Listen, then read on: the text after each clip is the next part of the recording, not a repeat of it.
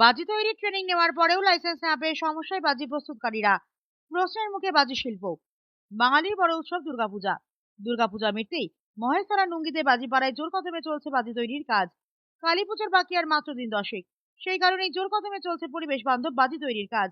দক্ষিণ 24 পরগনার মহেশতলা পৌরসভার 30 নম্বর ওয়ার্ডের বড় অংশ এবং বজবজ 1 নম্বর ব্লকের চিংড়িপাতা অঞ্চলের একাংশ এই বাজি ব্যবসার সাথে যুক্ত। কেউ বাজি তৈরি করে, আবার কেউ বাজি বিক্রি করে। কালী পূজার আগে শত শত রব গোটা বাজি বাজার এলাকায়। বাজি তৈরির কাজ জোর কলমে চললেও প্রদেশ আতশবাজি ব্যবসায়ী সমিতির সম্পাদক সুখদেব নস্কর বলেন, বৃষ্টির ফলে প্রোডাকশন অনেক কম। ক্রেতাদের চাহিদা অনুযায়ী সেই বাজি আমরা দিতে পারছি না। এর পাশাপাশি অন্যতম বড় সমস্যা হলো অনুমতিপত্র বা লাইসেন্স। লাইসেন্স যে পরিমাণ পাওয়ার কথা সে পরিমাণ আমরা পাইনি। যদি লাইসেন্স না পাই তাতে আমাদের যে সস্তার গুণগত মানের বাজি ভারতবর্ষের বিভিন্ন প্রান্তে যে চাহিদা সেটা আমরা দিতে পারছি না। এর পাশাপাশি যে শূন্যস্থান তৈরি হচ্ছে সেটা তামিলনাড়ুর শিবাকাশি বাজি এসে পূরণ করে দিচ্ছে।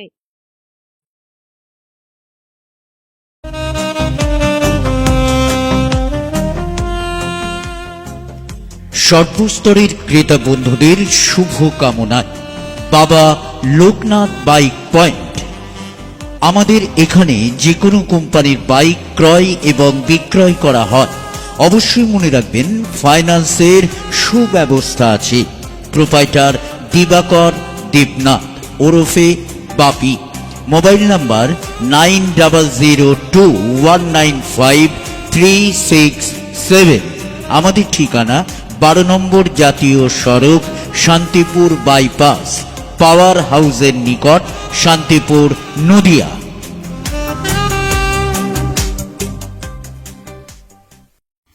দাদা, কালী পুজোর আর বাকি 10 দিন প্রায়, কেমন প্রস্তুতি রয়েছে আপনাদের? এবং বাজি শিল্পটা মানে যে অন্যান্য জায়গায় বিস্ফোরণ বা সেই ক্ষেত্রে গত বছর দেখা গেছিল পাথর প্রতিমা একটা বিস্ফোরণে ব্যবসায় ক্ষতি হয়েছিল, এবছর কিরকম পরিস্থিতি এবং ব্যবসা কেমন পাচ্ছেন রেসপন্স? দেখুন, এবছর তো অতিরিক্ত বৃষ্টি হয়েছে, যার ফলে প্রোডাকশন অনেক কম এবং আমরা কাস্টমারদের ঘরে তাদের যা চাহিদা অনুযায়ী আমরা সেই বাজি আমরা দিতে পারছি না, শুধুমাত্র অতিরিক্ত বৃষ্টির জন্য। তারপর অন্যান্য সমস্যাও তো রয়েছে, বিশেষ করে লাইসেন্স আমাদের যে পরিমাণ পাওয়ার কথা সেই পরিমাণ লাইসেন্স পাইনি আমরা। নেড়ি থেকে 235 জনের আমরা সার্টিফিকেট পেয়েছি, কিন্তু এবার ডিএম যদি ম্যানুফ্যাকচারিং লাইসেন্স না দেয় তাহলে অটোমেটিক তো মাল তৈরি করতে পারছে না। সর্বসাকুল্যে বেঙ্গলে 40 জন ম্যানুফ্যাকচারিং ইউনিট ম্যানুফ্যাকচারিং লাইসেন্স পেয়েছে গোটা পশ্চিমবঙ্গে, যেখানে 235 জন অলরেডি ট্রেনিং নিয়েছে এবং তাদের মধ্যে লাইসেন্স পাওয়ার জন্য যে পরিকাঠামো সেই পরিকাঠামো আছে। অর্থাৎ যদি লাইসেন্স না পায় তাহলে আমাদের এই যে পশ্চিমবঙ্গের যে সস্তায় গুণগত যে মানের ভালো বাজি, যে ভারতবর্ষের বিভিন্ন জায়গায় যে চাহিদা, সেই চাহিদা অনুযায়ী আমরা দিতে পারছি না।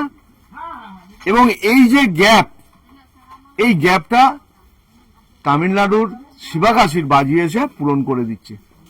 সুতরাং আমার দেশীয় প্রোডাকশন, আমার দেশীয় গ্রিন ফায়ার ক্র্যাকার্স যদি মানুষের কাছে পৌঁছতেই হয় তাহলে কিন্তু প্রথমত আগে ম্যানুফ্যাকচারিং লাইসেন্সগুলো দিতে হবে।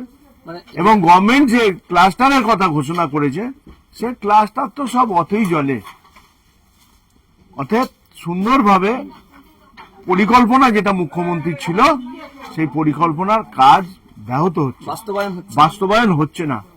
এবং এর মধ্যে একটা দুষ্ট চক্র কাজ করছে যাতে পশ্চিমবঙ্গের আতশবাজি ব্যবসা আগামী দিনে বন্ধ হয়ে যায়, সেই একটা সুপরিকল্পিত পরিকল্পনা চলছে এবং সেই অনুযায়ী তারা তাদের কাজ করছে।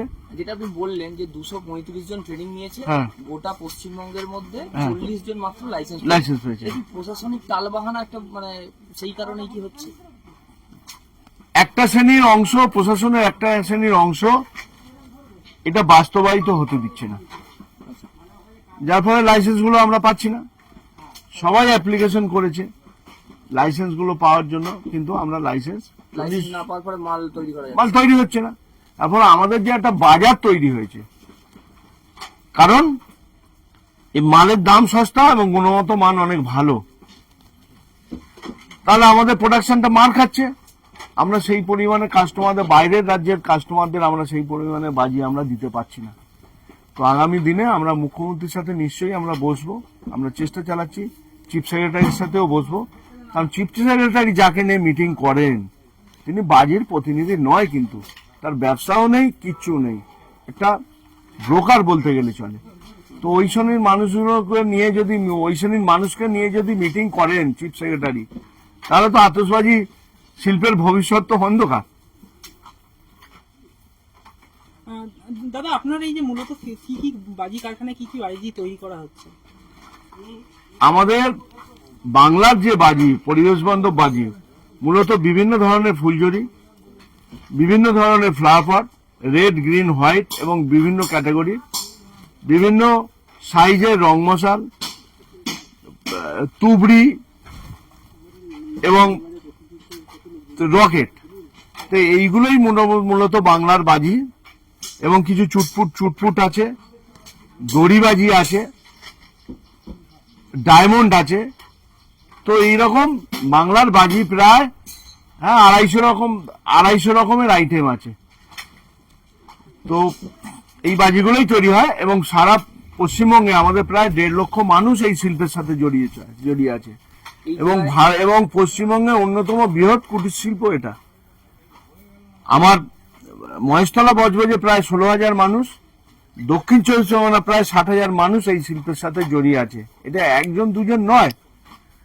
সুতরাং এই মানুষগুলো যাতে কর্মহীন না হয়ে পড়ে, তার জন্যই মুখ্যমন্ত্রী তার পরিকল্পনা ঘোষণা করেছিলেন ক্লাস্টার এবং ছোট ছোট ব্যবসায়ীদের লাইসেন্স। তো লাইসেন্স, ম্যানুফ্যাকচারিং লাইসেন্স তো 40 জন, একটু আগেই বলেছি, এবং সেলিং লাইসেন্সও সেইভাবে দিচ্ছে না, যাতে তারা মালগুলো নিয়ে মজুত করতে পারে। ওই লাইসেন্স দিচ্ছে বলতে টেম্পোরারি লাইসেন্স দিচ্ছে, ওই মেলা হবে 7 দিন কি 8 দিনে। এ পরিকল্পনা যাতে এখানকার বাজি শিল্পটা ধ্বংস হয়ে যায়। কাদের পরিকল্পনা হতে পারে মনে করেন? পরিকল্পনা কোনো একটা আতশবাজি উন্নয়ন শিল্প না কি একটা হয়েছে, তার কেউ নেই, একাই ওইসব করে বেড়াচ্ছে। আগামী ক্লাস্টার তো আমাদের বজবজ মহেশতলা ক্লাস্টার এগিয়ে গিয়েছে, হয়তো জানুয়ারি থেকে কাজ শুরু হয়ে যাবে। কিন্তু বাংলার অন্যান্য রাজ্যে, অন্যান্য ডিস্ট্রিক্টে যে ক্লাস্টার ঘোষণা হয়েছে, অতই চলে, এ হতে দেবে না। নিহত আমাদের দক্ষিণ 24 পরগনার সাংগঠনিক দিক দিয়ে আমরা অনেক শক্তিশালী। বারুইপুরে হয়েছে, আমাদেরও জানুয়ারি মাসে কাজ শুরু হয়ে যাবে। তো বাকি অন্যান্য ডিস্ট্রিক্টে অতই চলে, শুধু ঘোষণা হয়। 169টা বলছে টেম্পোরারি বাজির মেলা হবে, একদম ভুল, একদম মিথ্যা কথা। 169টা নাম দিয়ে বলুক কোন কোন জায়গায় 169টা বাজির মেলা হচ্ছে। আর বাজির মেলা হোক, কিন্তু যারা পার্মানেন্ট লাইসেন্স পাওয়ার যোগ্য তাদের দেবে না কেন? আমার দক্ষিণ 24 পরগনায় এই সমস্যা নেই, কিন্তু বাকি ডিস্ট্রিক্টে এই সমস্যা আছে। পার্মানেন্ট লাইসেন্স যাদের পাওয়ার যোগ্য কতিপয় মানুষ পাচ্ছে, আর পূর্ব মেদিনীপুরে তো প্রায় লাইসেন্স কেউ পায়নি বললেই চলে। এই হলো সমস্যা। একটা দুষ্ট চক্র কাজ করছে, পরিকল্পিতভাবে কাজ করছে। সেই দুষ্ট চক্র এইভাবে পরিকল্পনা করেছে, এবং এতে অনেক, কি বলবো আর, এতে অনেক টাকারও খেলা আছে, যাতে পশ্চিমবঙ্গের বাজি শিল্পটাকে আটকে দেওয়া যায়, বাংলার আতশবাজি শিল্পটাকে যাতে আটকে দেওয়া যায়। বাংলার আতশবাজি শিল্প যদি বারবারন্ত হয়ে যায়, তাহলে অন্যান্য অনেক রাজ্যের এই আতশবাজি শিল্পের বারবারন্ত কমে যাবে। সুতরাং বাংলার শিল্পকে আটকাবার জন্যই এই পরিকল্পনা যাতে বাস্তবায়িত অনেকটাই হয়েছে। আগামী দিনে যদি যাতে না হয়, তার জন্য আমরা ইউনিয়নগতভাবে আরো দীর্ঘ লড়াইয়ের জন্য আমরা প্রস্তুতি নেব কালী পুজোর পরে। আমার নাম সুখদেব নস্কর, আমি all Bengal Trinamool green fire crackers manufacturing workers ইউনিয়নের জেনারেল সেক্রেটারি এবং প্রদেশ আতশবাজি ব্যবসায়ী সমিতির জেনারেল সেক্রেটারি।